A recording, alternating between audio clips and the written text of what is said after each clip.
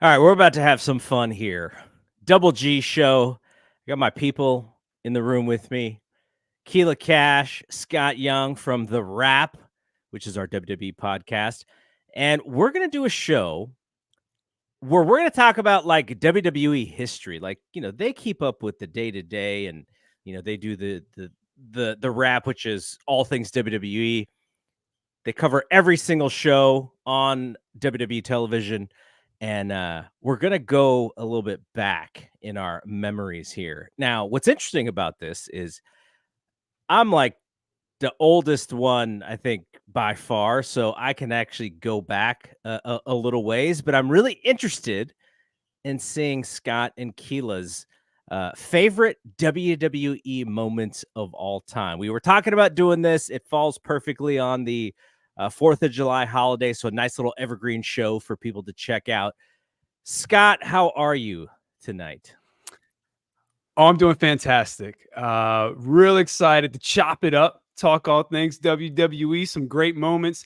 Really looking forward to just giving flowers to people who deserve them. And I'm looking forward to the camaraderie and just the partnership with you guys that I'm going to have. It's going to be great. It's going to be a great show. By the way, before we got on air, he did say he was going to have some Miz moments, which in the top 5, I mean, that's borderline trolling, but for Scott, it's like legit. So these moments made him happy. Keila, how are you tonight? You know what? I was doing well until Scott was so over the top about our collaborative effort to come together and kiss the Mrs. Butt. And because of that, I am here out of protest. All right, before we even get going, I'm interested. Now, I know this. I just want to make sure the audience knows kind of where you both come in to WWE is now in your pop culture, in your zeitgeist. This is something that you are following. Like, give me sort of year and how old you were when you started really following closely. And Scott, we'll go with you first. So for me, I know exactly the year. I could tell you the exact class where it started. Started in Spanish class in the morning, first period, 2004, March 23rd, because it was the day after Raw had the draft. And that's going to be one of my moments that we're going to talk about. But yeah, it was in 2004, March 23rd, Spanish class, 9:30 in the morning. That's when it started because I got hooked. I got intrigued and I watched and I was hooked. Okay, so what's the discussion in Spanish class? Like, why are you all of a sudden aware of what's going on? Oh man, they're all like, dude, did you see the draft? This guy went here, this guy's going here. And so then they just start, they're like, yeah, you haven't seen, oh, he does this flip and he does this jump over, he's jumping over people. And I hadn't watched wrestling since Goldberg got tased and and got electrocuted and was just, shaking all over the ring. So that was the last time I watched wrestling. And they was just hyping it up, gassing it. And I was like, man, listen, I'm not gonna be sitting over here talking to myself in the corner. Let me go watch this wrestling thing and see what's popping. But yeah, that was just the conversation. It was just pure excitement and like I can't wait to see next week. So yeah, I had to be a part of that conversation. 2004. Wow, I already had 2 kids who were both over 4 years old by then. All right, Keila, when do you tap into WWE? Okay, so it is legit the end of 1999, and it was the week that Thunder was on hiatus due to like sports on TBS. So I tuned into SmackDown one Thursday night, and I've never told this story before because I was dumb as a 13-year-old, just turned 13 like a few weeks ago. And the main event was The Big Show versus Triple H for the WWF Championship. And I'm thinking The Big Show was like, is that what they call the main event in WWF? Is that what that means? Oh, it's different language here. But since that day, I was completely hooked on the McMahon Hemsley era, and I have been locked in on WWE ever since. There you go. You guys may know this now, but when The Big Show was rumored to head over to WWE, like the legitimate rumor of what he was going to be called was Big Titan, because people used to call Titan Sports was WWE back then, and before they become World Wrestling Entertainment. So people thought that the rumor was he was going to be the Big Titan. The Big Show, I think, was a little bit better than Big Titan. All right, so that's where you all check in. Obviously, I go way back. We're talking like 85, 86 time frame. I've always told people that the thing, like I kind of like was paying attention here and there. Sometimes you just turn on the TV and wrestling's on, but it wasn't until Saturday Night's Main Event 1986. I'm up by myself. For some reason, I remember like the lights kind of being dark. I don't remember them being on, and it's like 11:30 p.m. My time, trying to watch what's going on in wrestling, and King Kong Bundy just jumps Hulk Hogan, and he hits him with the avalanche, and he hits him with the big splash, and Hulk Hogan's about to go to the hospital, and that was the thing that got me hooked. Now, I think I realized, because my dad had told me, he's like, yeah, like it's fun, but it's like, it's not super serious. So when they were like saying, send your postcards to the hospital to wish the Hulkster well, I was like, okay, that's a little bit too far. But yeah, that was me, hook, line, and sinker. So we go back. There's a nice range. I go back to the mid 80s, then we got some late 90s and some mid 2000s. So that's the frame of reference here for us as we talk about our 5 favorite moments in WWE history. Now, I also mentioned this isn't like what's the best moment ever or what made the most money or that kind of thing. This is really like, what is your favorite thing? Like when you think back, what is that memory? I put this question into the Discord, and there's lots of moments that I didn't even really think about. It's not because to me they weren't important. They just didn't sit with me like they sat with others. And I won't spoil those just in case they're with Scott. And there's some of Scott and Keila's. But yeah, I was impressed. The span, like there's some people who went back to like 1983. Like, oh, Bob Backlund loses to the Iron Sheik days. So I was like, wow, they go back further than I do. All right, so let's kick this off. We'll go ladies first, Queen Latifah style. Keila Cash, let's start with you. Give us your 5th favorite moment in WWE history. Okay, so my 5th favorite moment in WWE history is when Kofi Kingston defeated Bryan Danielson, aka Daniel Bryan, at WrestleMania 36 in New York, New Jersey. And I thought that was an incredible WrestleMania moment. I thought it was something that was beautifully organic, and I think the fans really wanted Kofi to be in that spot, dating back to his performance in the Gauntlet match on SmackDown a couple of months earlier, and even the reception he got in Houston for Elimination Chamber. It felt like that fervor of like, this was Kofi's time, and I'm glad that the powers that be paid attention and they built the story beautifully heading into WrestleMania, and I was here for it. The match was great. I thought it was one of Daniel Bryan's best matches in WWE. It was Kofi's finest hour, and I just think the reaction, the viral reaction of Kofi winning is something that will always stand out to me. I remember seeing MVP and Shad Gaspard at a WrestleMania viewing party, and their emotion at seeing Kofi Kingston being WWE champion, like someone that looks like them being the main champion in WWE. That was special. The way it ended absolutely sucked on the first SmackDown on Fox. Yeah. But in the moment, it was something that I will never forget. Gave me chills. His kids coming in the ring, the visceral emotion of Xavier Woods and Big E, all of it was perfection. And I thought that was Tom Phillips' best call in WWE, just him being so hyped when Kofi won that championship at WrestleMania. Scott, what are your memories of Kofi Mania? Man, Kofi was special. Actually talked about that we just didn't have those type of moments.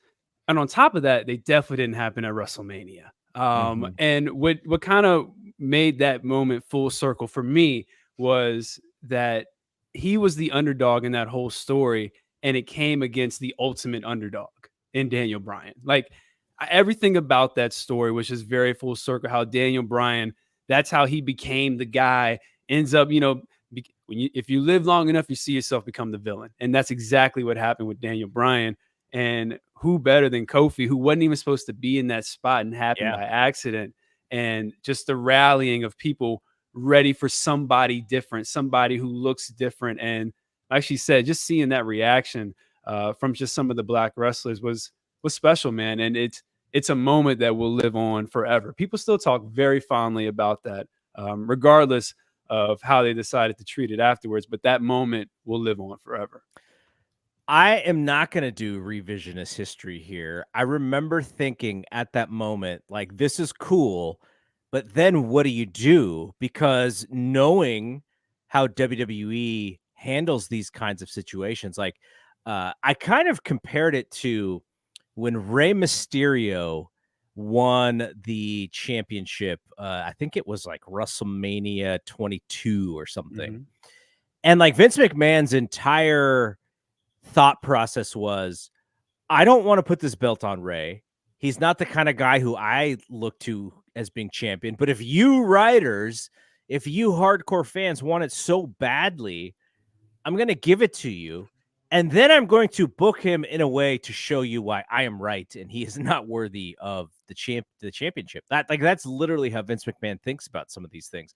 And so when he put it on Kofi, I was like, this is cool, but are they going to treat it seriously? And obviously they didn't. Now, what I didn't think about, what I wasn't like, tuned into was what you both just said, which was there are some people who looked at that moment as like, I didn't know if I was going to ever see that moment. And I remember talking to ESPN reporter Andreas Hale. I think we did a podcast with him, and I was talking to him about that moment, and he was telling me how he was watching with grown men who were like getting teary-eyed watching Kofi celebrate and get his moment. And at that point, then it crystallized for me. And I was like, okay, the way I looked at this thing was way off. And this really was fantastic and special and historic and very worthy of being a top moment of all time for sure. All right, Scott, why don't you go to number 5? So, I was thinking about maybe listing like a Simon Dean or, a classic Rosie O'Donnell and Donald Trump match. But instead, I'm gonna keep it. I'm gonna keep it in the celebrity realm though, because I thought this moment was absolutely fantastic, and that is Bob Barker and The Price is Right Yes. on Monday Night Raw. I think that is one of the greatest uses of the whole celebrity host they've ever done. And I'm not a Jericho fan, but the interaction between Bob and Jericho, incredible, beautiful, beautiful. So that moment for me is, I think, just an incredible moment. What about Jericho like pinning the name tag on his bare chest? See what I'm saying? There's so many. Once you start thinking about it, then you start like hearing him answer the questions and the way Bob was talking to him like he's his grandson. Just incredible all around. That it's funny because a lot of, I would say, as we get to like the late 2000s and then all of the 2010s, for me, it all kind of blends in together. Like I couldn't tell you like the year in which what you just said happened. But if you tell me, anything from the 80s or the 90s, like I can pull that year out of thin air. Do you even know what year that was? If I had to guess a year, I know it was Jericho right around the list time because he did have the scarf. So I almost say maybe 2014 if I had to guess. Wow. And you're wrong. How wrong am I, Keila? You're so wrong. That was pre-scarf, pre-list. That was in 2009. 5 years Oh, off. wow. Yeah. I didn't realize the celebrity hosting went that far back. Yeah, we went way, way back. That's wild. That is awesome because see the thing, like I said about sort of like how my memory works with like post 2000 WWE, but at the same time, when you said it, I absolutely remembered it. It's a very memorable episode because of what he did. Keila, were you high on that? And also just thoughts on the hosting era of Monday Night Raw? Oh my gosh, what a time that sucked mostly in terms of the guest co-hosts that had no knowledge of WWE, no love for it. It was basically a guest host there for promotional purposes, which was whack to me. But Bob Barker, when he appeared, that was one of the best moments that they've ever had in WWE. And I always remark how Chris Jericho maintained a straight face throughout that entire segment, because Bob Barker could have broke him at several points, but Jericho kept it together. It was remarkable. I remember another highlight was Shaq, obviously going head to head with Big Show as a guest host, and Betty White. And WWE was so smart to capitalize on the year of Betty White back in 2009. She had this renaissance being in blockbuster movies and hot in Cleveland, and they capitalized on her being on the show, and she was a great fit. So I was very happy that WWE was into pop culture in that way. But in other ways, it was just pay Ola all day. Like, if you got a movie to promote, come on. If you got like a NASCAR race to hawk, go on, do what you got to do. But otherwise, the entire concept, for the most part, sucked. I remember Jeremy Piven, hot off of The Entourage on HBO. He gets the name of SummerSlam wrong on the actual show. I don't remember what he said. It was like the Summer Jam or Summerfest. Summerfest. There you go. There you go. Like, there was some bad ones. Brian Gewirtz, he wrote a book, and he said that when Mike Tyson was the host, they couldn't find the guy. And like, there, he's supposed to go out. He's supposed to do his segment, and they find him in one of like I don't remember what office room or whatever, and he's like smoking a joint, and he's like, if Mike Tyson if that's how he gets ready, you let him get ready in that way. But he also tells a story. I think there was like a magazine from like the late 80s, and it was like a really cool magazine, and Mike was like, "Oh yeah, I haven't seen this in forever." He's like, "Can I borrow this?" And I guess in Mike Tyson parlance, "Can I borrow this?" essentially means, I'm not giving this back to you, so don't expect it. So there's some good stories in there. That's gosh, the hosting, that brought back some memories. All right, mine is I'm going old school, and I think for people who are kind of 80s kids like me, I probably have this too low. But I think there's a little bit of a, I don't know if it's when you talk about Hulk Hogan, even people from my era, I think, are a little tired of Hulk Hogan. There was a time where we saw too much of him, and a lot of it was really negative, and a lot of it was like, this dude is probably not the best human in the world. So we had those moments with Hogan. I know he's trying to like fix some of that stuff, and WWE is trying to bring him back into the fold. But I'm going to go Hogan slams Andre the Giant at WrestleMania 3 at number 5. I can remember my dad saying that, because I was a little worried. I couldn't be that worried, because this is the same guy who told me, like, this stuff is not real. Like, don't get too crazy about it. But I was like, is there a chance that Hogan loses his title? Like, that, it was really meaningful for him to be the champion for young me. And my dad goes, "Okay, I'm going to tell you something. I heard on the radio that someone put like X number of dollars, like $500,000 on Hogan to win this match. So I don't actually think he's losing, because this dude's not going to put his house up for, a bet to lose to Andre the Giant. So I think you're good." And I was like, all right. So back in the day, when you had cable boxes, if you did not purchase the pay-per-view, what you would get was this like scrambled signal, but you could actually hear the audio. So I watched this match through a scrambled picture just so that I could hear the audio of what happened. And then I could be really at peace when Hogan did win the match. I didn't have to be too anxious and just go out of my mind if he would have lost this match. But like, that's a moment in my childhood that I'll never forget, was not only the match itself, but the anticipation of what was going to happen. and I've just like that imagination that you have as a kid of like, oh my gosh, like, I can't even like I can't picture this. Like I mean, I'm listening to the audio, but I can't see it. And then my dad's friend was recording the pay-per-view for me because she had a box that unscrambled all the channels. So I don't think she paid for it either, but she had the scrambled version. And so, the funny thing about this match is because I don't know if it was like the videotape or maybe her VCR was kind of old. Like the audio is really bad on my tape. So when the WWE Network came out and I rewatched this match on the WWE Network, I was like, what the hell?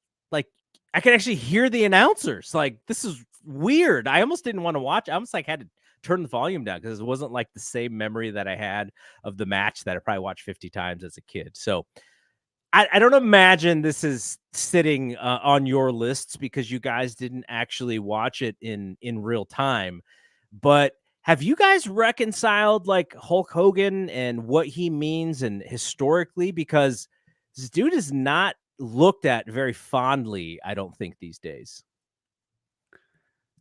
I mean, for me, I got 2K. So every Juneteenth, I do whatever I need to do to take out any aggressions on Hulk. So I'm good. I'm good with Hulk for right now. He not on TV. He ain't taking up no matches. So I'm good. I'm good. Juneteenth just passed, so I got everything out. I'm good on him this year. Keila, do you have any thoughts on the legacy of Hulk Hogan? His contributions are appreciated, but the less I see him on my TV, the better. But I salute WWE fans for giving him the business in Tampa at WrestleMania a few years ago. Like they know. And I think that the majority of the fan base knows about Hulk Hogan and they react accordingly. They're not oblivious and they boo him every time he's on screen. And I take a bow and I say, thank you very much. You're not completely tone deaf into what's happening. So thank you very much. But Hulk Hogan can kick rocks. Didn't they try to mute that by having Titus O'Neil with him? Yes, they did. And it did not work at all. Like all they saw was like, oh, okay, cool. Of all the people for this man to be calling brother, you actually pick a brother to put out there. Like, what we doing? What we doing? Yeah. That time in wrestling, I'm sure there was a lot of Hulk Hogan's back then, and he just thought he was, he thought he could be vocal about, that stuff that was going on back in the day. Not a great moment for him, but I'm glad he got his comeuppance because I'm sure he's like, I have to figure, I can't be like this and still have that legacy that I want. So, all right, let's go to number 4, Scott. What do you got? Actually, no, we'll go with Keila. What do you got dialed up for number 4, Keila? All right, number 4 is something very special in WWE history that took place, ironically, at Money in the Bank going down this Saturday on Peacock in Toronto. It is a moment that I will always treasure in WWE history. It was the night that CM Punk beat John Cena for the WWE Championship at the All-State Arena in Chicago, Illinois, and what I call the best way to ever end a WWE pay-per-view. The pipe bomb set the tone perfectly a few weeks ago. And after that, it was like, this was the summer of Punk 2011, and he just took it. The match was amazing. The atmosphere in Chicago was incredible. And people were thinking, is he really leaving WWE? Is he going to take the championship and go home? And I thought that WWE played it perfectly when he won the championship. He was off TV for a while, did Bill Simmons with the interview on the podcast. He did do Bill Simmons. I remember and it was incredible. And then like WWE botched it. Like, how do you botch a ready-made storyline with a star that was on the ascent? And I thought they kind of fumbled the bag in terms of how over he could have gotten via this storyline. But I will say CM Punk is one of the more polarizing but captivating figures in wrestling history. That guy was the first dude I spent money on to buy the Punk shirt from Chicago. I spent coin on CM Punk, and I don't regret it to this day. I think he is still one of the most captivating personalities you will ever see in wrestling. You will hang on to his every word, his every action, and what he does on the mic, in the ring, and in interviews to this day, because he knows how to turn things upside down. Okay, I have a question for both of you. when he does the pipe bomb, did you think he was shooting? Because there's a moment where like really smart people were like, wait, did he go off script? What's going on here? I didn't have a clue what was going on. I was lost. I was looking up MapQuest. I needed some type of direction. Not MapQuest. Hey, listen, I was about to print off 2011 on MapQuest. I was about to print off sheets, okay? So I was completely lost. Had no idea what was going on. I didn't even know was a couple of I didn't even have heard of at that point. Ring of Honor, I was like, cool. Then he started talking about the other. Whoa, wait a minute. Hold on now. Are these real? Wait, I don't know what's going on. Somebody got to help me. And Colt Cabana, who is that? Keila, what was your thoughts when he's cutting that promo?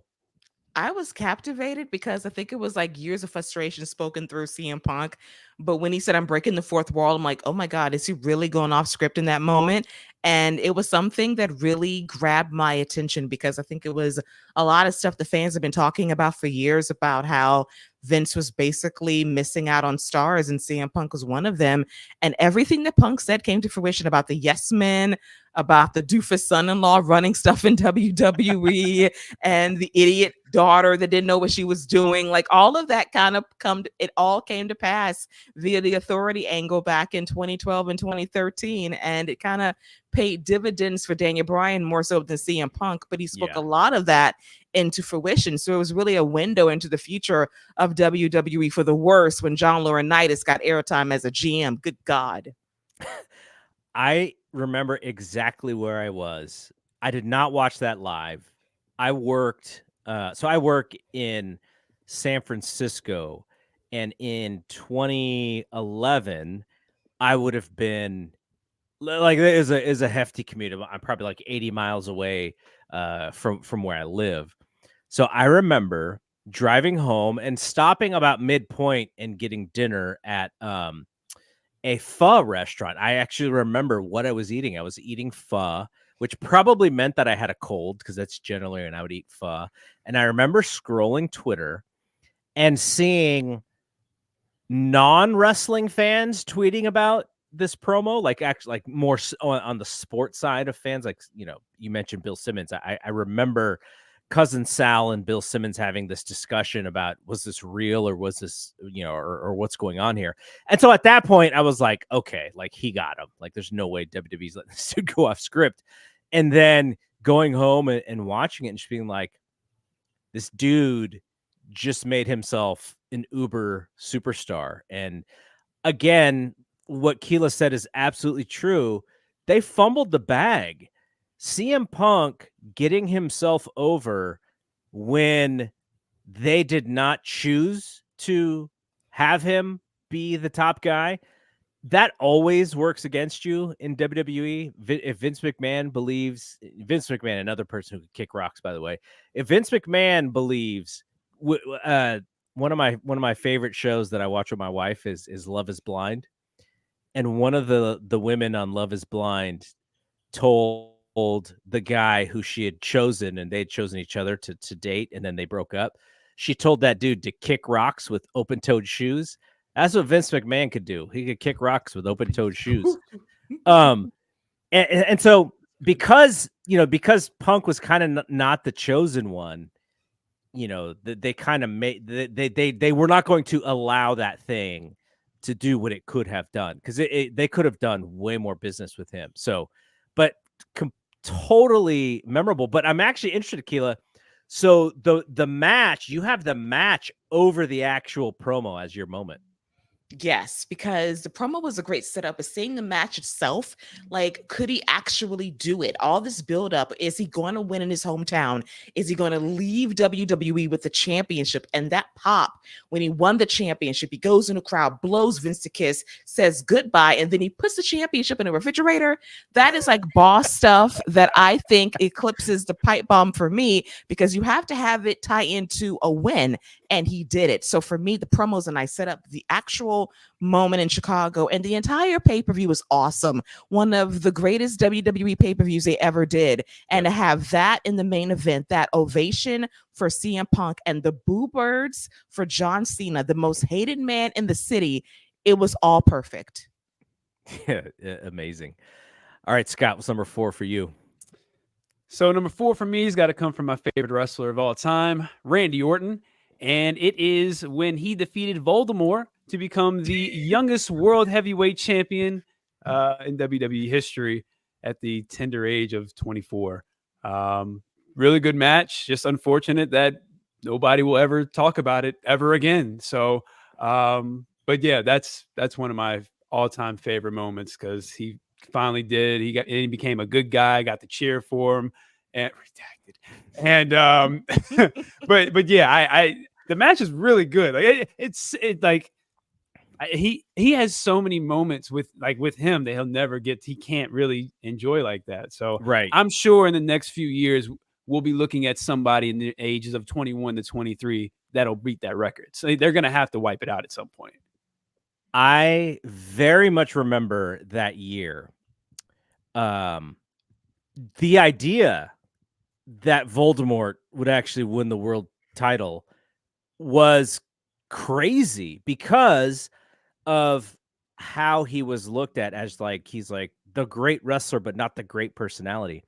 And I had 2 Voldemort moments that were probably in my top 10, but you know, that human celebrating and you know, relishing, I couldn't put those in there. But like the idea that I remember we were moving out of our home in that year to a new home, so we had stayed for like a month with my sister-in-law, and I remember there were like several of his matches with Triple H. Like they were doing like these matches on Raw, like these long matches to get him over.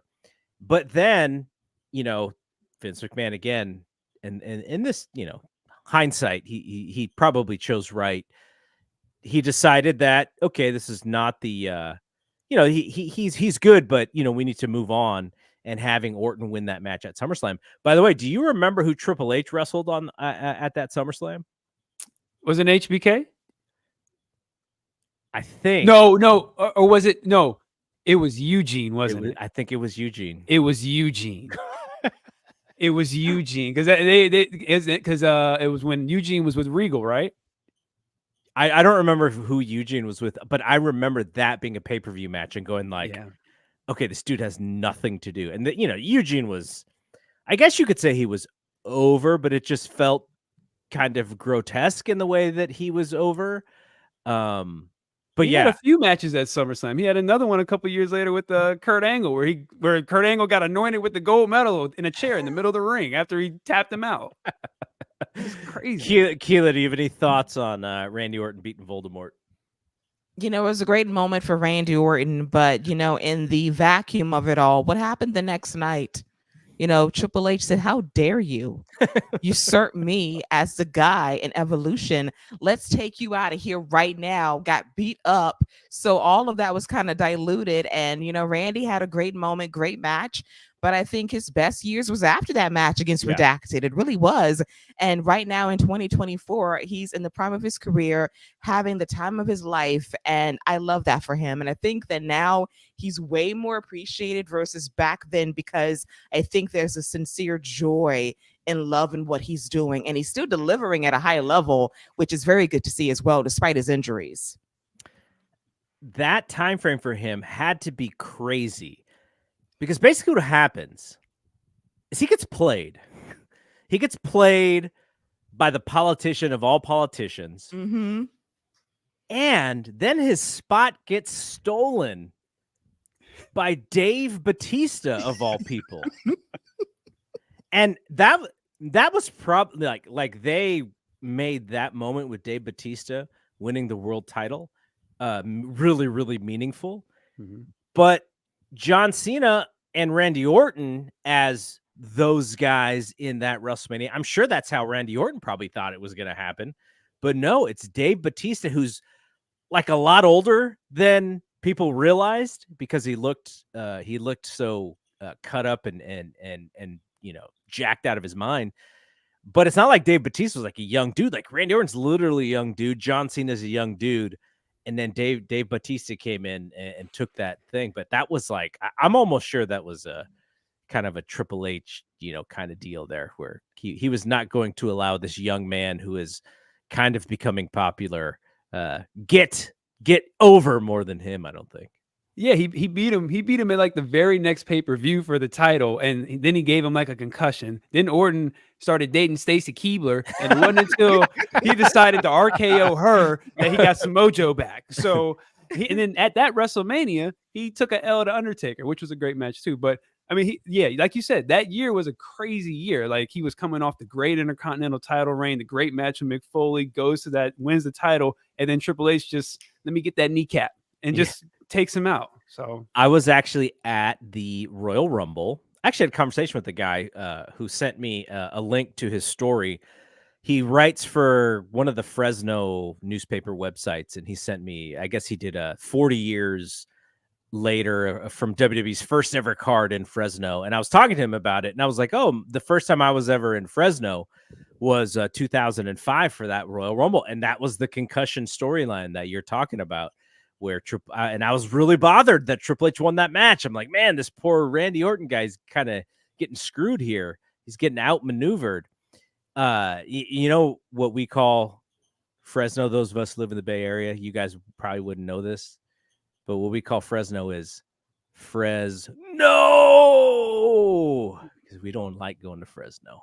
Not a fun place to go. Not the coolest spot when you live in the Bay Area. Okay, my fourth is 1992. Ric Flair wins the Royal Rumble to win the championship, to the WWE Championship. I got the opportunity to interview Ric Flair, and I asked him about this moment. I said, this was the greatest Royal Rumble ever, and it kind of kicked off that the Royal Rumble was going to be this like pay-per-view that people were going to look forward to because of this moment. And I said, did you like think about it? There's like tons of like historic wrestlers in that match. Did you think that, wow, we're really having like this great match and it's going to kind of set the tone? And he's like, no, like we just had the match and we did the match, and that's how it worked out. But like that match for people my age is like this perfect gimmick match, right? Because back then, you had your lumberjack matches. You'd only had you hadn't. I'm trying to think. I don't think you would have even had a ladder match in WWE yet at that time. You may have had a handicap match here or there. Battle Royal's the big gimmick match, and having Ric Flair win that Royal Rumble, which is only the would have been the fourth one, and the first one that they actually did was on the USA channel. So the third pay-per-view, it was not like actually the fourth pay-per-view. It was not like this like gigantic sell of a show, but that match is really the reason, and other, getting the world title shot by winning it, that kind of catapults the Royal Rumble into like this great match. But again, you guys are on the younger side. Keila, have you rewatched that match, or have you gone back and just kind of gone through that whole Ric Flair comes to WWE time frame? Yes, I do remember it, thanks to the WWE Network and seeing how that match unfolded. It was a moment, Ric Flair coming in to WWF at the time, and the championship in the Rumble is at stake, and that was a prized possession. You win the Rumble, you win the championship. I think that was the most important win in the Rumble, more so than I'm doing it years later, which I really didn't care for. Like back in 2016 when Triple H won the Royal Rumble and the championship, I did not care whatsoever. They screwed that one up, man. Yes. I'm like, what was this? Like, it kind of diluted what Ric Flair did years earlier. So I always would prefer that, because it meant so much more, because it was Rick just coming into WWF at the time. And that was where you make a splash, win the Rumble, win the championship, boom, there you go. And that lasted a grand total of 2 years? Yeah. Scott, do you have any like, do you have any thoughts on it? Like, is it something that where you were like, wow, people talked about this, I need to go back and watch this? Nah. But one thing I will take away from the conversation that we just had, it seems to be that Triple H, the wrestler, always screwing around with somebody, always messing something up, man. Every time we talk about, dang, he screwed that Triple H. Dang, why did he do that? Triple H. Dang, Hunter. Dang, bro. Did you guys see the? Obviously, Sika passed away. Roman Reigns' pops. Mm-hmm. So I was at WrestleMania 32, and Triple H and Roman Reigns is a long and laborious match, and Roman Reigns wins, and the crowd's kind of like, yay, I think. It's over. But the one guy stands up, takes his shirt off, and like throws it in the crowd and is waving it. Is his pops. His pops was very happy for that moment. Yeah. So I like that part when I got to see that. All right, Keila, number 3. All right, number 3 is a very unique moment in WWE history. It is going to be Friday, October 29th, 2022. It was one of the greatest in-ring segments in WWE history. It was the night Sami Zayn broke the entire bloodline in the opening segment of SmackDown. Gosh, has it been that long already? Yes, it has been almost 2 years. And when I tell you that I was crying laughing because Jimmy was gone, like he was hopeless. He just broke immediately. Solo was off camera the entire time. He was spared. So we need like fan cam footage of him in the ring during all of this. But Jey Uso was the one that was fighting for survival. And when Sami says, that's my dog, right? Jey covered his face. Roman looked to the sky, and then he turned Jey around like, no, don't turn away. Don't turn away. No. Turn your ass around. You need to look in the camera because we're both gone. Paul Heyman's in the cut, just crying, laughing. All of this was incredible television. It was one of the best moments ever. It was completely organic, and Sami Zayn was the best. He found ways to deliberately break Jey every chance he got. Waffle House, Jey was gone. Anything he said, Jey lost it. And Solo Sikoa is truly a strong soldier because he did not crack one time. But I still need fan cam footage that we know of that we know of. We still need fan cam footage. We need to see Solo in that moment. Did he crack a smile? I think he did. Okay, I'm going to ask Scott his thoughts on this. But before that, it reminded me of something. Because your show, The Wrap, you guys have your own vocabulary. And we still need to like post an article of like some of the things that you guys have spoken into like truth that if you kind of tune into The Wrap a little late, you may not completely understand it. But there was a moment on NXT several weeks ago where Trick Williams invited Cody to the cookout. And that broke the internet in like multiple ways. Because for one, people did not understand what he meant. And then for two, people were like, this is culture on WWE television, like in the flesh. And this is awesome. When Sami does that, like, you know, Sami Zayn is a cool wrestler. Off of that moment, does Sami himself get invited to the cookout? Is that the moment where he's like, where you're like, okay, this dude's kind of cool? Lifetime membership to the cookout. That man got a plate waiting for him. Yo, Sami, all right, he got you, bro. What you want to drink? What you want to drink, bro? I got you. They waiting for Sami at the cookout after that. You always gotta have a white boy like that who can keep you laughing. So give me your thoughts on what Keila just said and like the idea of Sami being part of the bloodline, like which was also a nice part of their storyline. I mean, Keila's spot on. It's an all-time segment, and you know, whenever they decide to finish this book, which is taking longer than George R.R. Martin's Game of Thrones book, whenever they decide to finish that, this is going to be one of the chapters that, like, you know, as serious as all this been, it's just you see moments like this where you could just tell they're all genuinely enjoying each other, and that adds so much to the group, and that's why Sammy works so well. Like, you can tell there's a real camaraderie amongst them all, and so the segment works, and it happened multiple times, but that's the time where it's like, yeah, all right, there's something special here. And when I was thinking about putting together my list, I was like, okay, like, because I'm going to lean a little bit older because that's when I'm a kid and those things really sit with you for a long time. But I was thinking, like, okay, if I was to look at moments within the last 5 years, what would be on that list? And Sammy and the Bloodline, and when he decides to pick his side on, what was it, the February pay-per-view, Elimination Chamber, I think. That is a moment that is going to stick with me. Now, there's a lot of people who are WWE haters who were like, oh my gosh, 40 minutes of like amateur hour, stage work. And I was like, no, that was actually really, really good. It was a little long, but that was really good pro wrestling drama. And that would have been, it's not in my top 5, but that would have definitely been in like my top 15, top 20 for sure.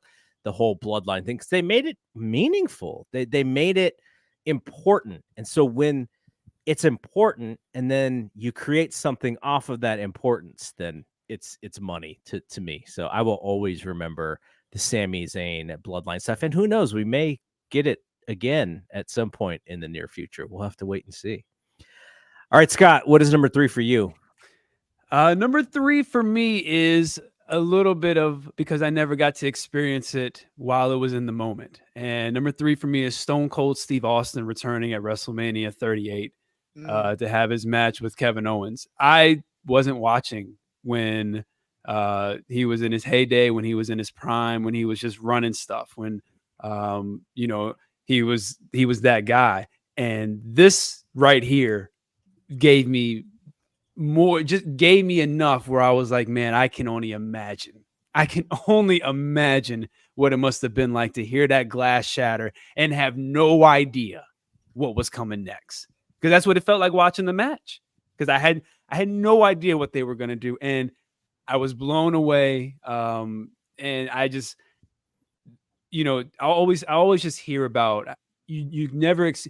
Moments are always meaningful and more impactful when you experience them in the moment. That's why they're called moments. That's why they're so special.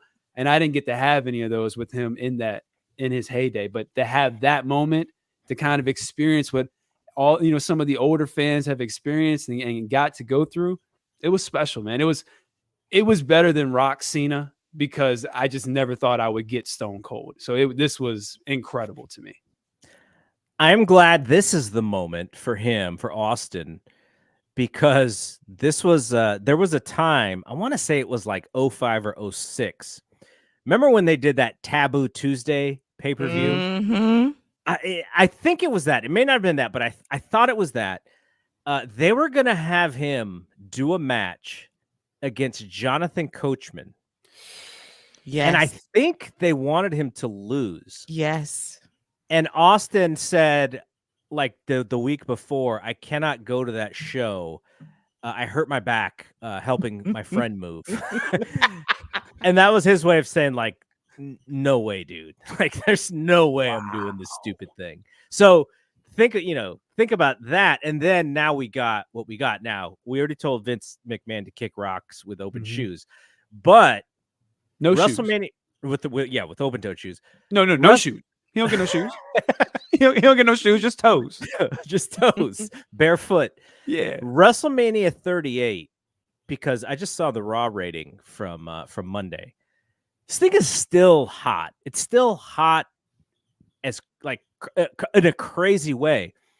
And I think if we go back to kind of like pinpoint when the thing gets hot again, not only is it this WrestleMania 38 moment for Austin, but it is also the Cody and Seth match where Cody comes out of AEW to WWE. So Vince McMahon, he's kicking rocks, but those two moments were kind of like his swan song, because soon he's gone.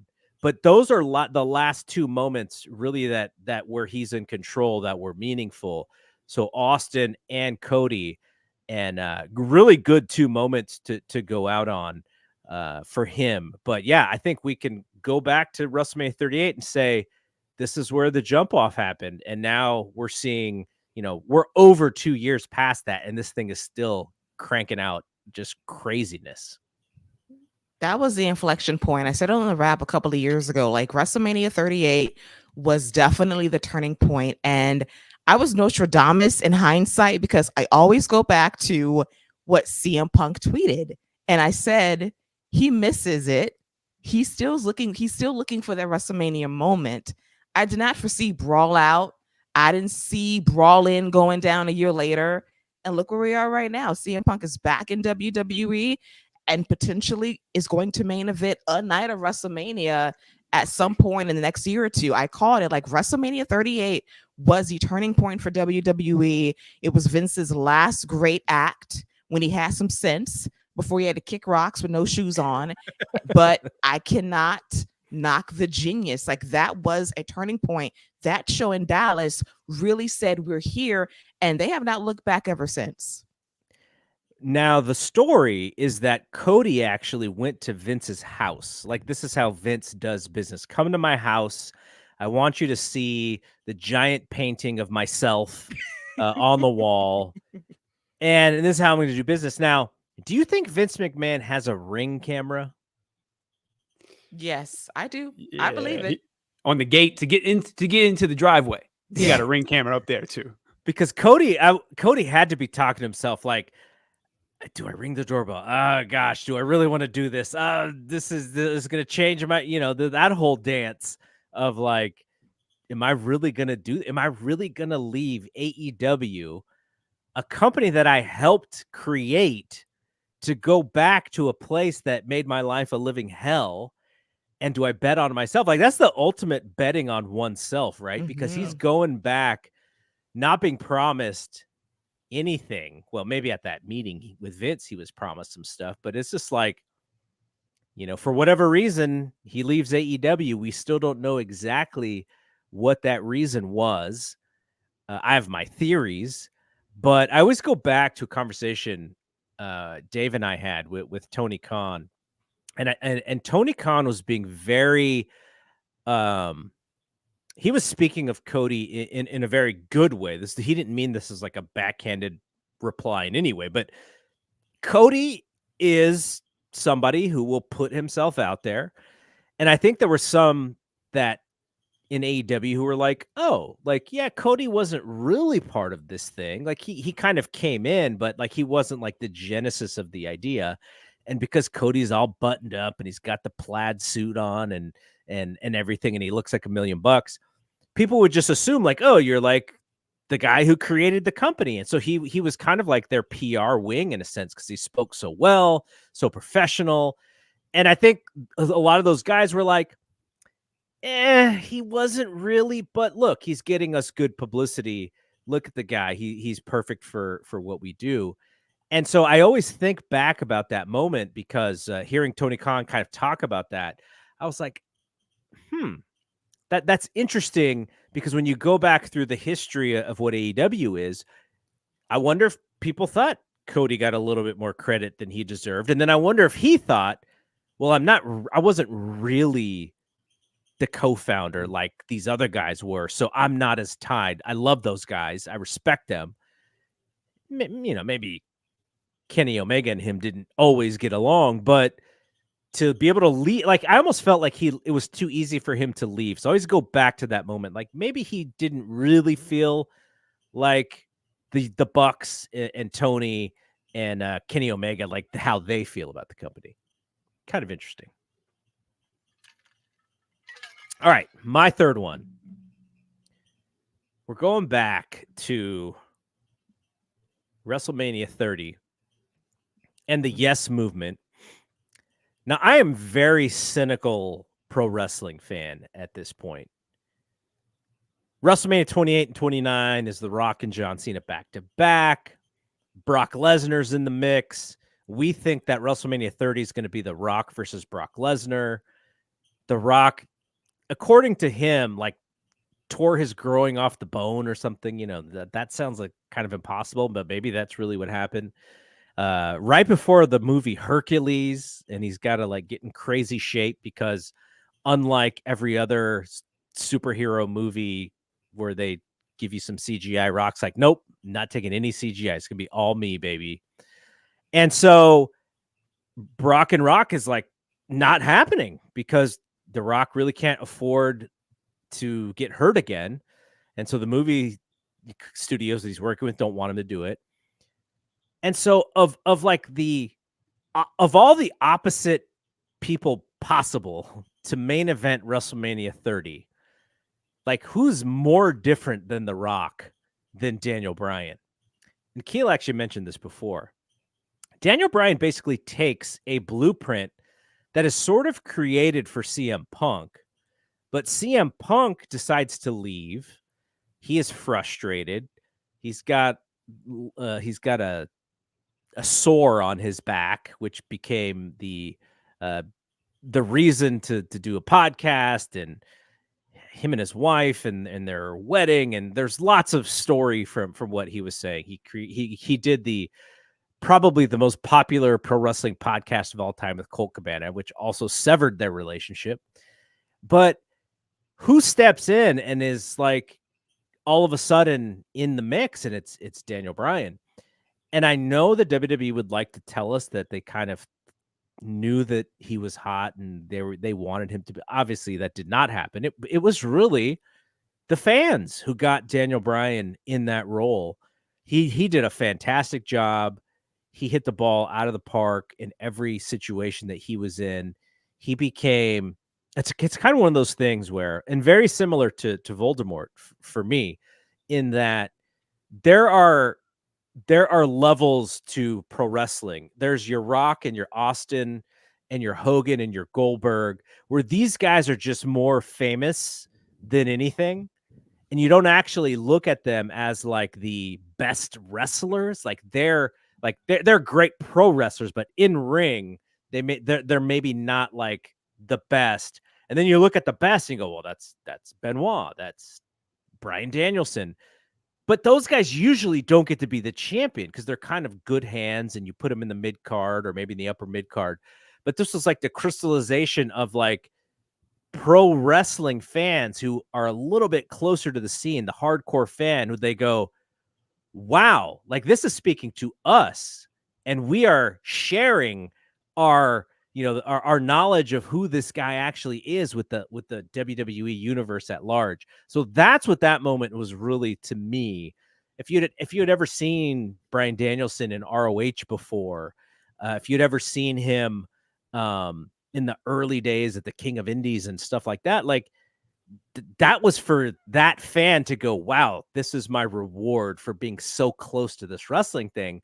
And I don't think if CM Punk is in that role, I don't think we feel the same way. It may have done good as well, but they, I don't think that they were thinking it was going to be Bryan Danielson or Daniel Bryan winning the world title at WrestleMania 30. Dave Bautista's kind of sitting there like, all right, I'm coming back. Did some movies, going to be the superstar of all superstars. And he comes out on TV and all the fans want is Bryan Danielson. He's like, what the hell did I get myself back into? I want out of here. And so just that moment, like it was just this, like, it was like a hat tip to like the hardcore wrestling fan. And the majority of the WWE universe just accepted it. Now you guys were very much in the scene back then. So Scott, what were your memories of the Yes movement? It was incredible. And, that's one of my all-time favorite matches. One of my top 3 favorite matches of all time is Daniel Bryan versus Triple H, which opened the show. And he had to win that match to go to the triple threat at WrestleMania 30. And he beat Evolution all in one night. Like it's an incredible thing to think about. Like the Yes movement, I think about taking over Raw, all those people filling up the ring and all of that. I think about Seattle, where he took over right before CM Punk left, right before that Royal Rumble. Like all of that was the beginning of the Yes movement. Like For me, the Yes movement started when John Cena selected him at SummerSlam. And even a little before that, when he was with Team Hell No, and then when they beat the Shield, like that to me is when he started. Like he had a series of matches with Randy Orton on Raw, like 2 or 3 in a row. Like there was the one where they stopped the match because he had lost feeling in his arm. Then the next week or the week after, he beats Randy Orton in a street fight. Like all of that is part of the Yes movement and part of the crowd getting behind him. So I have very, very fond memories of the Yes movement. I thought you were going to say when he got fired after choking Justin Roberts with his tie. Oh no, but I'm glad I did forget one thing though. And it doesn't surprise me that Daniel Bryan did all that, because let's not forget, when he first got to WWE, he was mentored and coached by the great Mike Mizanin. So he very much was. Right, Keila? I'm here out of protest. I want to say that again. And it's how you bring up The Miz, like I cry. But I go back to WrestleMania the year before, 2 years before in Miami. And I had my chicken wings ready to go. And I had my ranch dressing sauced up, right? And I'm getting ready to watch Sheamus and Daniel Bryan open up the show, World Heavyweight Championship. And when he came out, like the fans were chanting yes. And I was like, whoa, this guy is super popular. You didn't see this on WWE TV, but the hardcores in Miami were like, we are for this guy. And he lost in like 18 seconds. Crazy. And then like WWE resisted for months. Like, no chance. No, he's a heel. Then he gets over as a babyface via his trios matches with Kane and Randy Orton versus The Shield every Monday and Thursday on SmackDown and Monday Night Raw. Like, they killed it. And when he beats The Shield, it's a moment. And then it builds up to SummerSlam against John Cena, and he wins. And then WWE completely screws it up. Randy Orton cash-ins his Money in the Bank briefcase, heel heat galore. They blow all of the heat for him. And then because CM Punk quits, he slides into that spot at WrestleMania, a complete accident. And the fact that Daniel Bryan wrote a book and basically had to lie and say, it was always the plan. No, it was not. It was never the plan. It was a beautiful moment of happenstance. And I will say it was one of the greatest moments in WrestleMania history, him main eventing. And that opening match, as Scott said, that was Triple H's last great singles match in WWE. That guy was doing stuff that he normally wouldn't do in a match against Daniel Bryan. It was very impressive. And I just thought that everything was full circle after a whole lot of happenstance took place to get us there.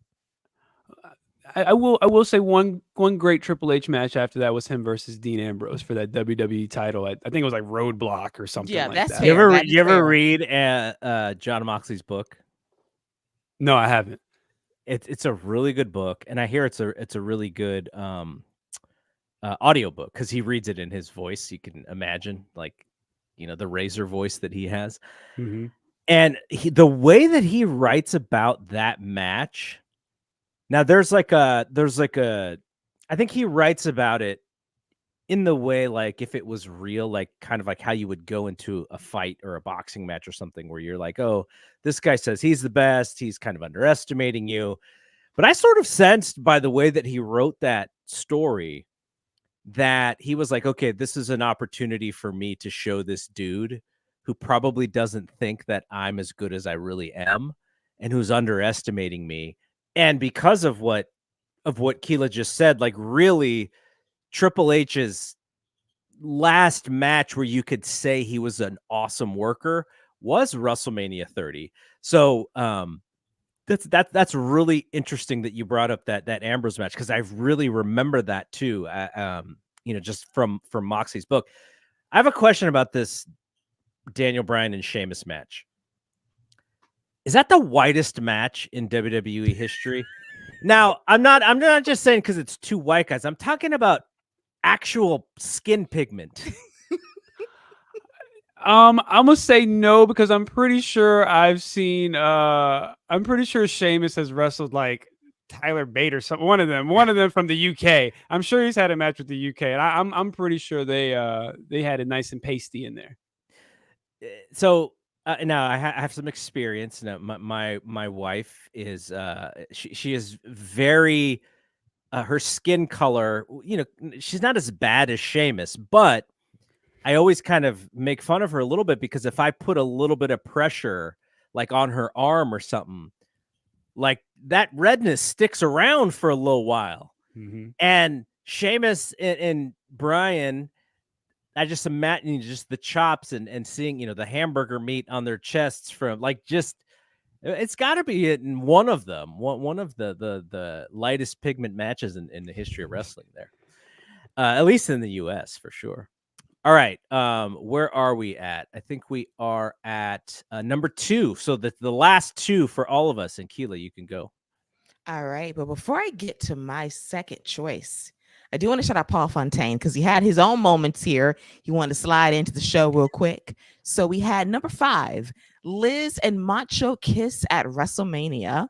Wait. Okay. So Paul, he leaves the Discord and smuggled a list to me, correct? And sent you the list, even though I just talked to this dude the other day because he was asking me about something. So he thinks he may think I'm like bothered with him or something. But Paul, I'm not bothered with you at all. You know when you need time out, brother. You are self-moderating. Go ahead. Okay, let's get the rest of Paul's list. Yes. So he smuggled me this list, and it includes also Sammy hits Roman with the chair with the Royal Rumble the year before last. Kofi wins the World Championship at WrestleMania. That's on my list as well. Andre rips the chain off of Hulk's chest on Piper's Pit. Okay. That was January of 87. Yes, great retention of memory there. And then Cody returns to WrestleMania in 2022. There you go. There's a lot of Cody moments, and Paul is very happy with where WWE is right now. Which is ironic because he actually has to cover AEW Dynamite, which I know he's way more frustrated with because of the booking, and he likes the product, he likes the show, but I know he doesn't always like the booking, and so it's just so funny that those moments like Paul's very happy with WWE, which you should be because WWE's on a heater. So, all right, good list, Paul. Okay, Keila, number 2. All right, number 2 for me is kind of twofold.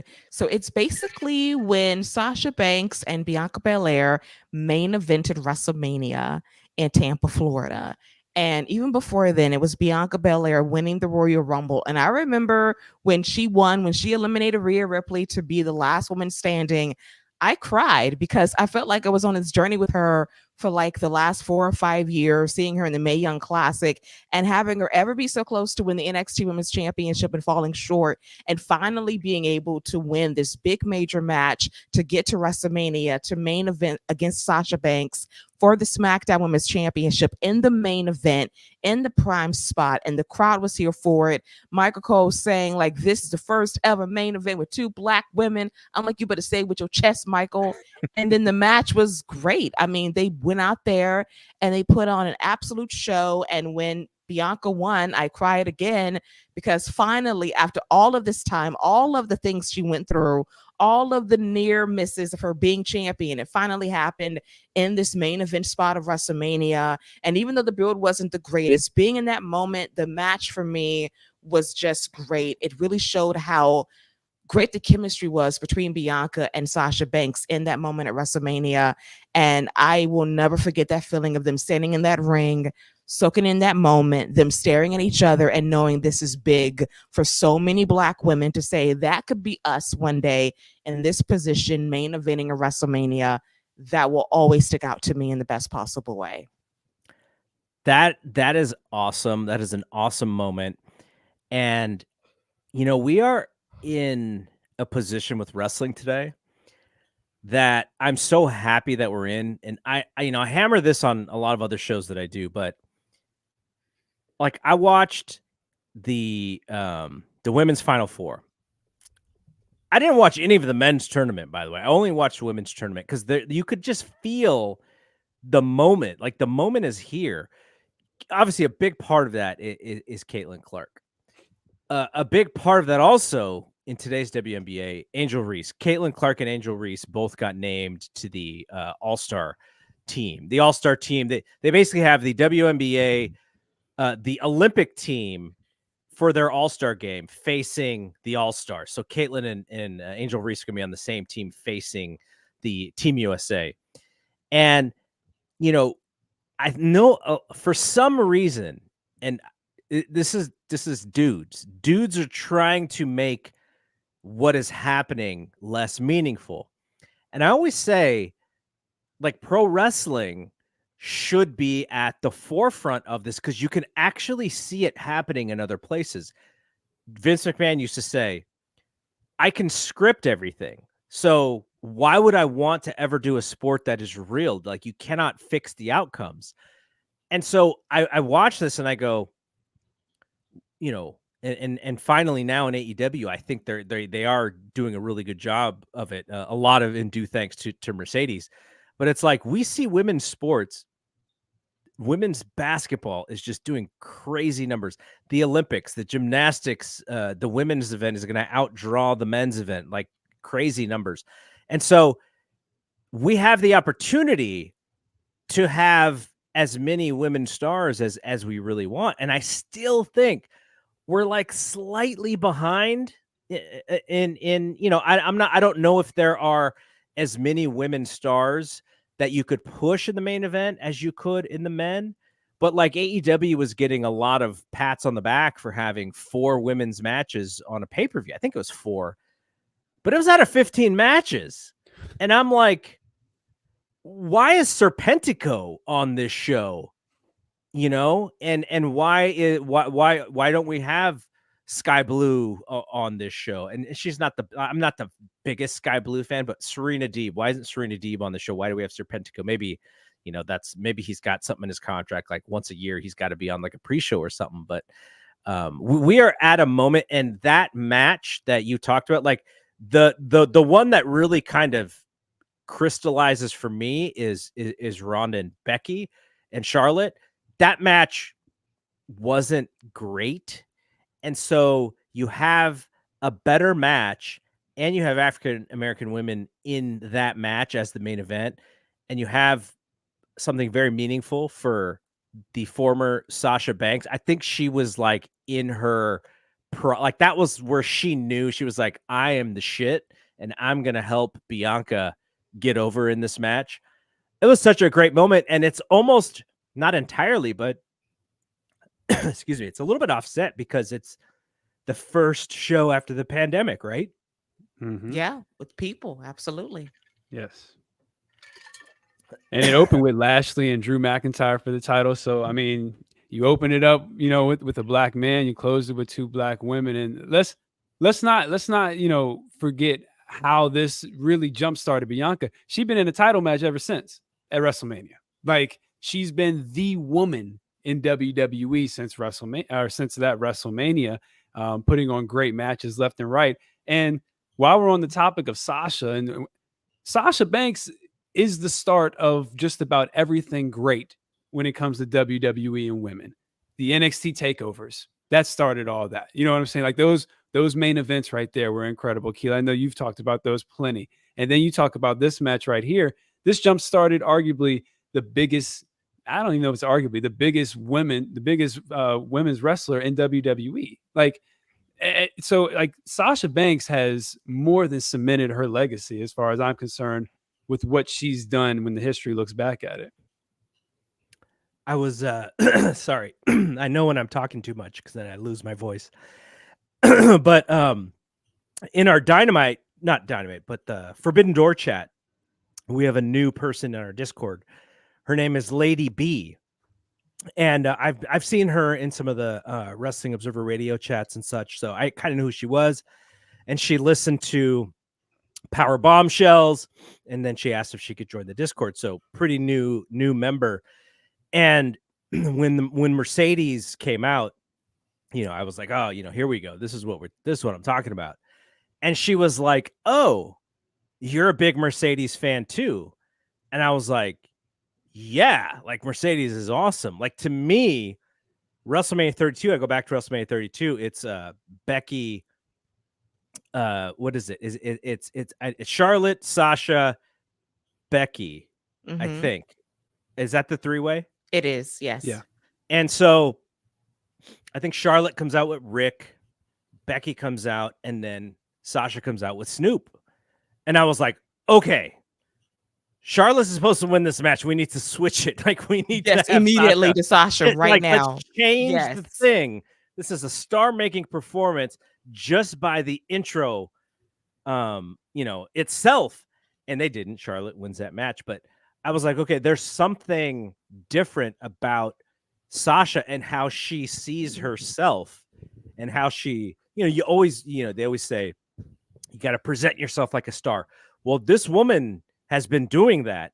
And by doing that, sometimes the fandom almost resents her for it. And so I think that's what Lady B thought with me was like, oh, like for some reason, guys don't give Mercedes her props. I'm like, no, like she is everything that you want in a wrestler. And let's say that her star power is really at 9 instead of 10. Like this is like not anything we could calculate.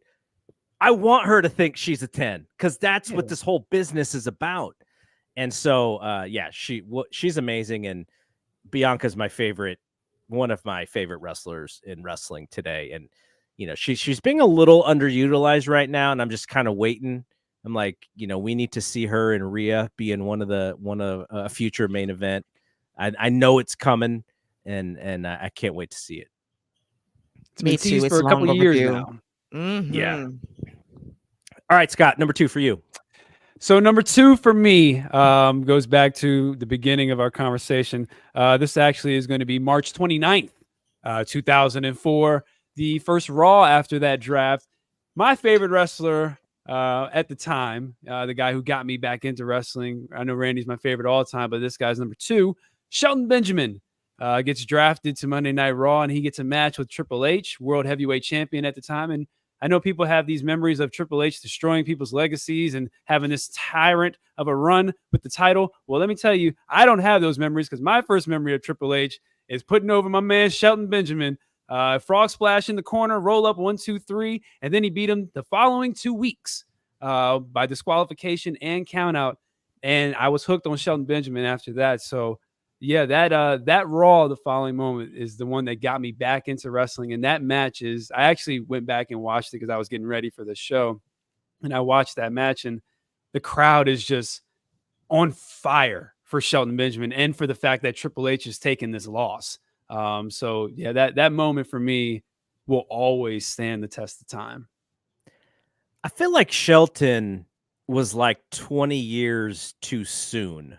Like he was born too early, because if you put that same exact Shelton into today's wrestling, he's a world champion. Oh yeah, for sure. Somewhere, and maybe in multiple promotions. Yeah, like, he was never like the gift of gab kind of wrestler, but legitimate athlete. Really took to wrestling very quickly and had, all the tools that you wanted, except maybe that gift of gab part. But I think today, he would have been right in the mix in the main event with, in either company, because he's also got that size. Like, he's not a small dude compared to today's wrestling. He's probably like a big dude. But yeah, that's a great one. What do you think about that one, Keila? I love that moment. Shelton Benjamin's push in 2004 was a lot of fun.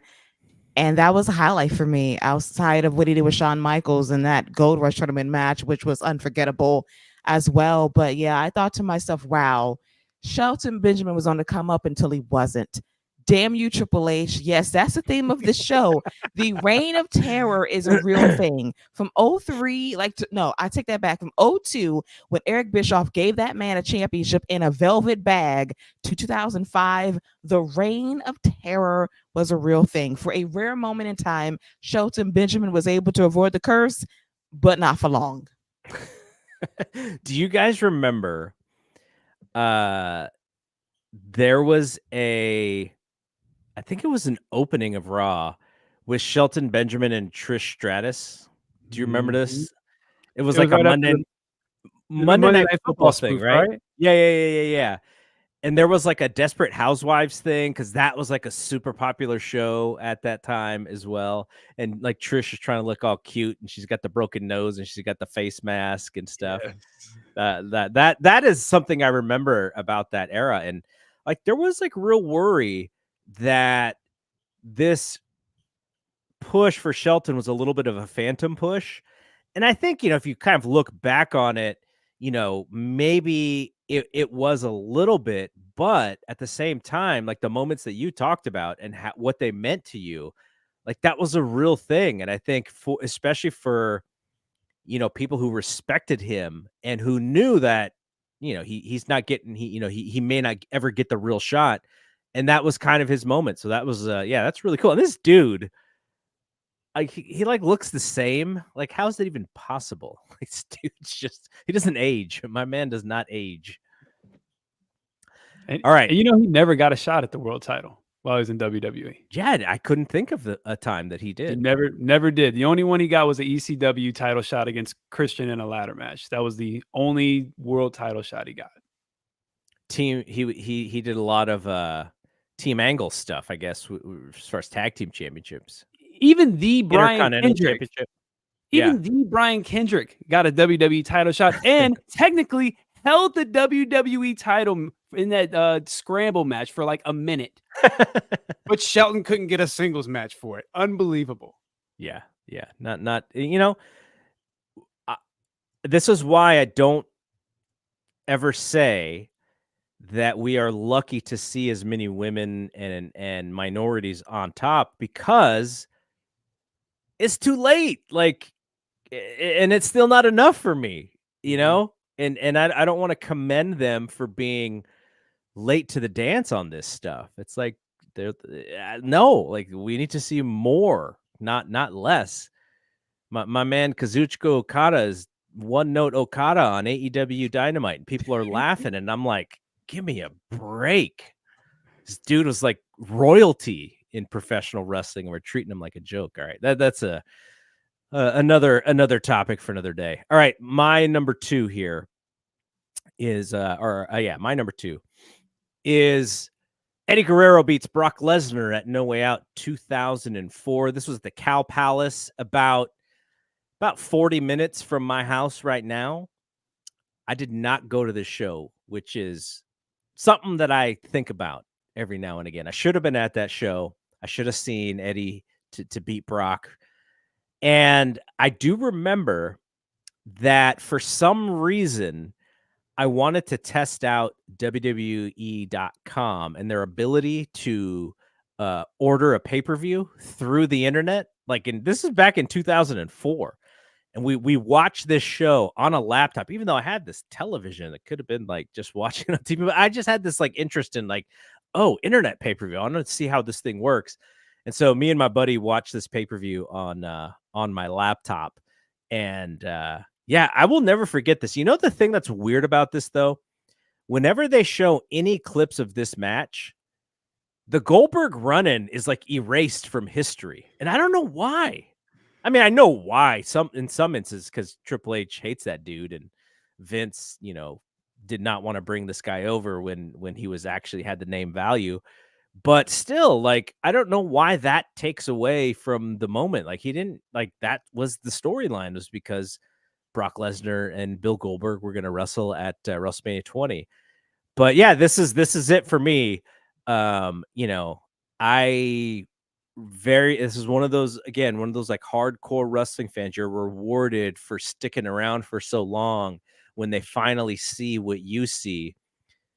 Eddie had to add 30 pounds of muscle on his frame in order for them to see it, and it probably led to to an early passing in some ways. But this dude was, at that moment, that was my guy, and it was just amazing to see. Did either of you so Scott, you would have came in a little bit after that, but Keila, do you remember that?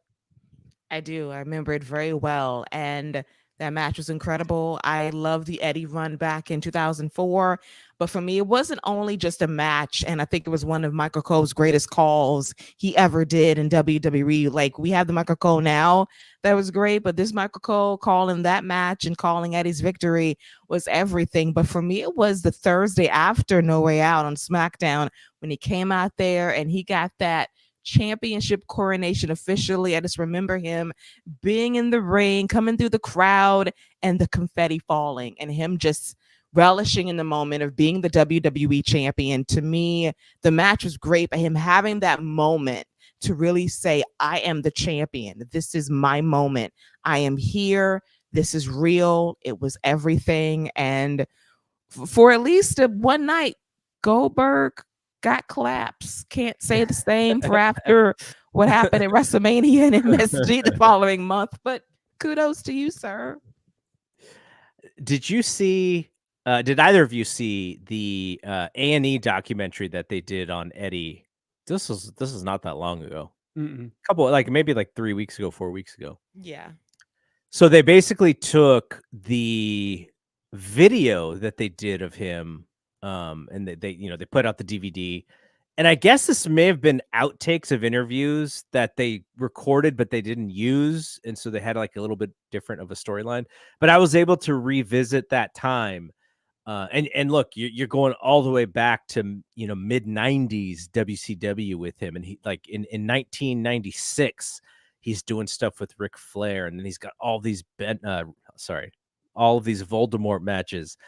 And so to see him, going through all of those issues that he did, and him being so honest about his downfall and his mistakes that he made and the things that he had to learn and had to grow up and all that.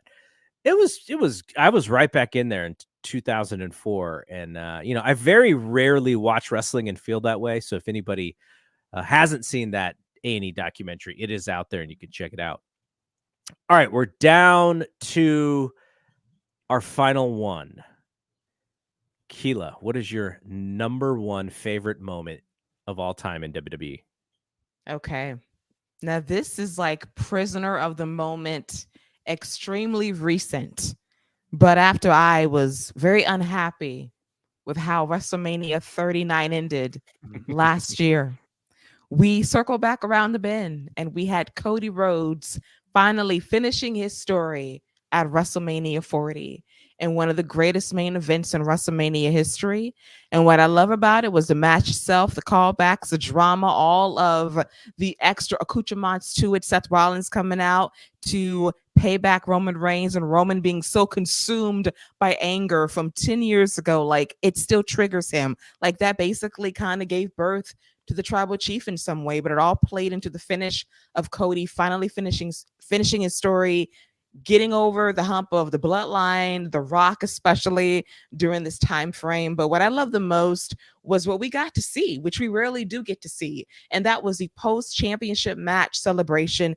People in the ring, Cody cutting the promo after he won the championship. It reminded me of things we see in sports like the NBA Finals or the Super Bowl, when you get to see the star on the field getting interviewed and talking about what it meant to win the championship, and having that from Cody, and it not being a documentary, it being live on Peacock in real time, having his family and his friends and his colleagues there to celebrate it was surreal. Like CM Punk was in AEW months ago, and now he's in a WWE ring, basically loving up on Cody winning the WWE championship in the main event. It was like a moment of all the worlds converging into one.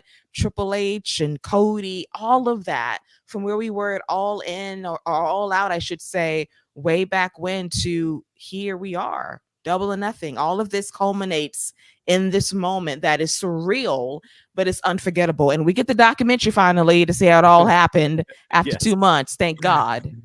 Okay, so here's my question is, can you believe The Rock's audacity of trying to take over that moment? Oh, no, I can. Yeah, for sure. The nerve the gumption and the gall of this man to think like WrestleMania needs me. I can save it. I'm like, Dwayne, I love you. I do. But this was Cody's moment. We were comfortable and cool with him winning the Royal Rumble. Let's run it back. And when that dude came out there to say, no, it's mine, like the quick snapback rebuttal from the fans said so much. And I'm very thankful that The Rock actually listened and said, you know what? I'm going to pivot here because the people don't want me in this spot. And he was right. And I'm very thankful he listened. And it gave him a hell of a run thinking he was Versace Rock back in 1999. So good for you. It forced him to be a little bit more creative for sure. And you know what I'm thankful for? I'm thankful because this dude has had some flops lately, so he had to come into this with some open ears because he could not risk coming back to his home and being booed out of the building because these fans didn't want him here. And he had to pivot. And so I give him credit for pivoting because it's the same dude, you know, who's on Instagram doing great stuff like for, you know, for children who are not well. Like he's out there just great doing really good stuff as a movie star. And at the same time, wanting to come back and really misreading the situation and the scenario and going like, okay, this is what I want to do. And you can imagine Triple H going like, okay, we've laid this thing out for a whole year. We wanted you to do it last year. You said no. And if you like, we have to sort of figure this out, and Rock trying to, you know, trying to be like, hey, you want me to come back? This is what I want to do. And so they had to figure that thing out. And I think if Rock had some wins under his belt, and, you know, maybe if this is Fast 5 Rock instead of Fast 10 Rock creeping back up in the post-credit scene, maybe it's a little bit of a different story. But I'm glad it happened the way that it did, because I know Cody probably would have talked himself into, and we were trying to make sense of it. Like, okay, if it doesn't happen here, maybe it happens on the first ever Netflix show, or maybe it happens on the first ever SmackDown on USA. You know, we're trying to figure out that side of it, but cooler heads prevailed. They made the right decision. All-time moment. This would have been my number one, Keila, and I'll tell you what would have happened if this thing happened. It would have been my number one. If instead of the Undertaker choke slamming the Rock, it's Austin booting him and hit him with the stunner. Yes. That would have been my number one. Now, I will also say I was on podcast saying Austin's not doing it. And they're like, well, why wouldn't he? And I was like, when have you ever seen a moment where Austin like just hat tips Rock and is like, you're the guy? It's never happened. To Austin, he's the guy. So he's not going to allow, and I'm sure these guys are friendly, like there's no real animosity, but Austin's entire legacy in WWE is as the man, and he was not going to go back in that moment unless maybe they paid him like just a crazy sum of money. But I never saw him being second fiddle to the Rock on that show. So I never thought it was going to happen. But if it had, I think I would have been with you as my number one. Oh, what do you think, Scott? Oh, I don't think Undertaker was ready for the moment either. He was ready to go work out. So, you know, I'm just glad he had his hoodie with him. But no, this was I think him losing at 39 and staying over all year and never having the fans turn on him and only really losing to Brock. Like, I think that's the only match he lost all year after that. I think that's a testament to how good of a babyface that he was. And it ended up being the right decision because everything built perfectly to that moment. And I know some people don't like I thought that last 5 minutes was, I mean, it's just incredible. Like everything is, you knew it was going to be a ton of run-ins. That's what the whole bloodline had been. So you knew what was coming. And yeah, incredible moment. You said it, Gigi, actually, the last 3 WrestleManias have all had all-time moments. Something from those WrestleManias are going to be talked about years to come. Even the one before that, 39, the tag match, Sammy and KO versus the Usos. That's an incredible match. An incredible match. Charlotte and Rhea was awesome. Charlotte and Rhea, in my opinion, the best women's match at WrestleMania ever, in my opinion. So yeah, something from these 3 WrestleManias will be talked about for years to come. All right, what is your number one? So for me, my number one is, I had to think about it, and Bo Dallas out rapping Flow Rider, that came to my mind, and I was like, man, what a moment. But I had to think about it, and then I was like, maybe it was watching HBK and God team up for the first time, but I was like, no, that's not it either. That's not it either. For me, there's something special about seeing, things happen in person, and Kevin Owens debuting against John Cena, Richmond, Virginia. It was May 18th, 2017. And I was there. I remember John Cena threw out the challenge. I'm pretty sure he had just beaten Rusev in an I Quit match to keep his U.S. title. And KO came out, NXT champion, pop-up powerbomb, stepped on the title, held up his title. It was, at that time, that type of stuff wasn't happening. You had NXT guys coming up and they were catching L's. They were putting on good matches. Like Sammy, I think, had just had a match maybe 2 or 3 weeks ago against John Cena, Bret Hart bringing him out where he threw his arm out. And I remember that. You remember? Yeah. He was just going like this and his arm went out, but he gutted out the match. Great match.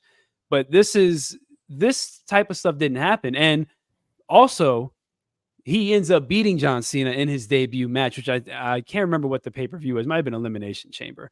So this was a moment, and then you have Kevin Owens having just an incredible career so far in WWE. So for me to see his main roster career start there, to start it with John Cena, stepping on his title, standing over him, special. You know what I remember about Kevin Owens?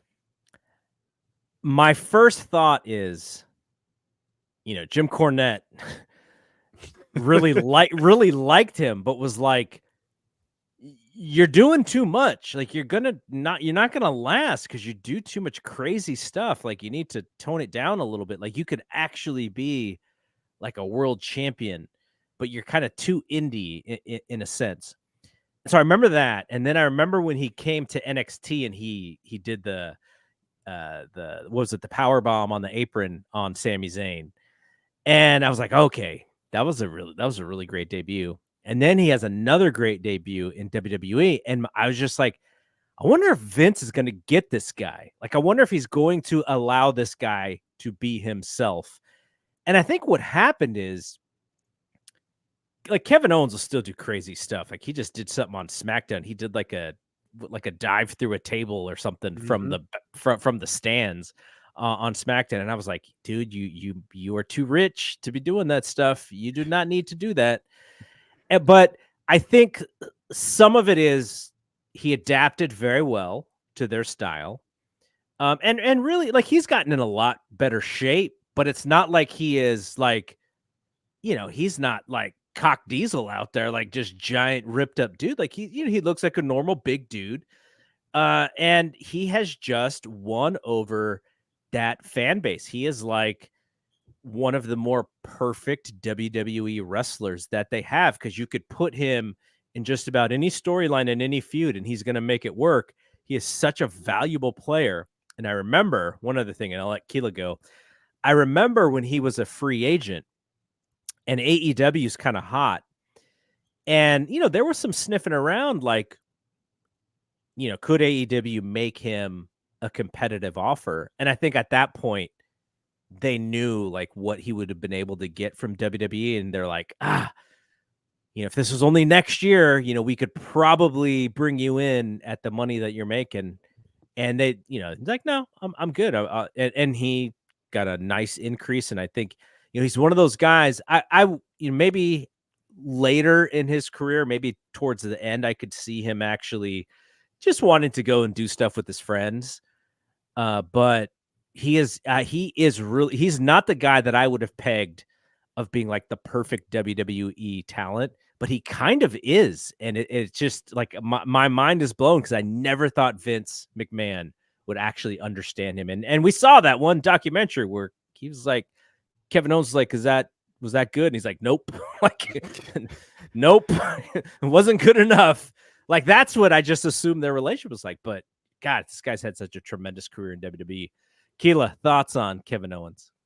Kevin Owens is awesome. I think that he has had an amazing WWE career. I remember the exact moment that you're talking about, Garrett. It was WrestleMania 33, I believe, in Orlando. Was that the And Jericho match? it was. And in a rare case, Vince was right. That match was trash.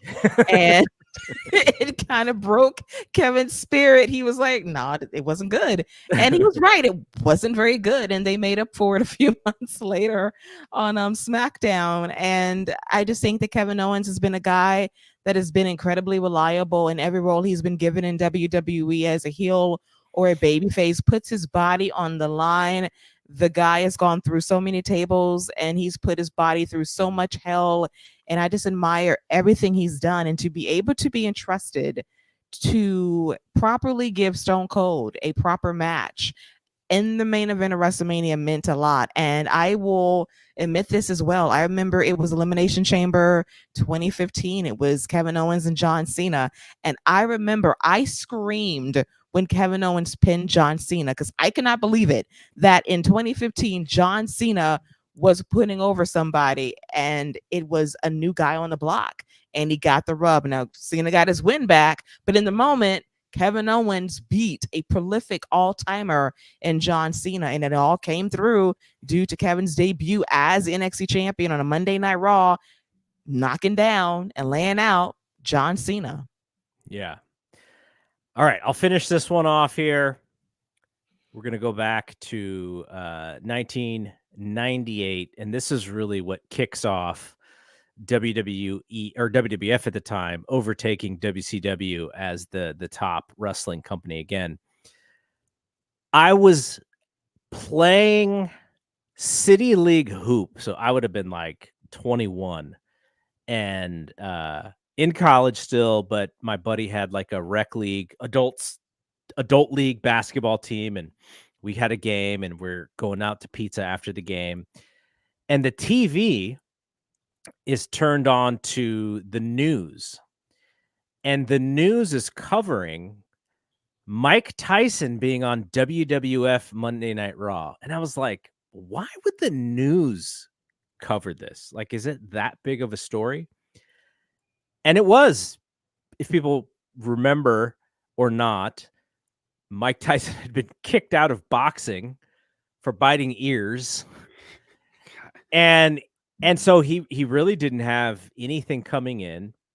WWF needed, like, what's that thing to take us? Like, they're bubbling. Like, they're really bubbling. Austin's hot. Rock and Triple H are hot. Undertaker's still over. You know, their television in 97 was really good, but it's post Montreal Screwjob. And what can take them over the top for WrestleMania? And it's Mike Tyson. Fresno, California. They are in the ring together. And it's like one of those moments where I'm like, my worlds are kind of blending together. Big boxing fan. I saw all of Mike Tyson's big fights. Wrestling fan. Wrestling's a little bit under celebrated by the mainstream, and it's kind of climaxing into like this one crazy segment on television. The segment is awesome. If you go back and watch, like, you can still see, and I've heard Austin talk about this, and like, people asked him, like, you know, Tyson's an intense dude. Like, were you scared? And he's like, no, because to me, it was a shoot. He says, I had to match his intensity, and I had to do it to the point of where if I pissed this dude off and he wanted to throw hands, I had to believe that I could kick his ass for real. Like, that's how Austin looked at that moment. Now, that would have been bad news for everyone involved. Mm-hmm. But there's also small gems of stuff going on because it's just mad chaos. Tyson's trying to be nice. Austin flips him off. Tyson pushes him. Vince is screaming, "You ruined it!" And there's a moment where they're kind of in the mix, and I guess Tyson just had like money, and I'm assuming Vince gave him the money to kind of just have, just so he looks like, you know, he's like the rich guy. And so you see like 20s and hundreds like flying out of his pockets. And then you see these guys get on their hands and knees during the segment, getting the money like off of the floor. I was like yeah, let dying. me get that real quick. Yeah, we can't. There's free money on the floor. We gotta get that, pick that back up. But I know, people look at it and they go, "Oh, D-Generation X was hot, and The Rock was hot, and everything with Vince was, this genius." That moment right there is, to me, is the jump off. Austin wins at the Royal Rumble. Monday night, him and Tyson go nose to nose and toe to toe. And that is the jump off for WWE being what they are today for me. Like, the fact that Stone Cold Steve Austin doesn't have 20 million shares of TKO stock is a travesty. Vince McMahon takes his company public off the back of Austin and Rock. Now Rock is back in, and he's got a board of directors seat, and he's got lots and lots of stock. My man Austin, I don't imagine he's hurting. I think he's probably doing well. But this public company of TKO, Austin's should be like a 10% like co-founder's fee or something because of all the great business that he did to kind of set them off. So, Keila, right before the 1999 timeframe that you talked about, but I imagine, you kind of knew Mike Tyson and wrestling was kind of mixed in there. So I imagine you probably saw something of what was going on. Oh, for sure. I definitely did. And it was a moment. I think it was a turning point in WWF against WCW. It really didn't turn until like a year later. But that was definitely the jumping off point. That was an unforgettable moment. You had JR on the call. It's Tyson versus Austin. It was just a great time. And it kind of paid off perfectly at that year's WrestleMania when The Undertaker basically told Shawn Michaels, "You're going to do business. You're going to put over Stone Cold before you leave." And then Mike Tyson aligns with Stone Cold and turns on DX. It was kind of like a fairy tale ending to really jumpstart an amazing run for Stone Cold Steve Austin as the champion. It kind of gave WWE that extra push towards being back at the top. So another regret for me, Austin wins the Royal Rumble in San Jose, my hometown, and I did not go to that show. They interview Mike Tyson in the booth, and they asked him, like, Tyson's a real wrestling fan. Now, WWF at the time and Bruno Sammartino were not friendly, and they were asking Tyson about his favorites, and he busted out the Bruno Sammartino one. And he calls Austin Cold Stone, and he calls Shawn Michaels, who's the world champion at this time, the young, hungry tiger, Shawn Michaels. So no one really clued Mike in on what was going on in wrestling. Thankfully, that moment did not ruin it, and it still jumped off. But yeah, this was a lot of fun. Did you guys have any that were kind of like, we're very close to making your list that you just want to bring up and mention before we get out of here? After you, Keila. Ladies first.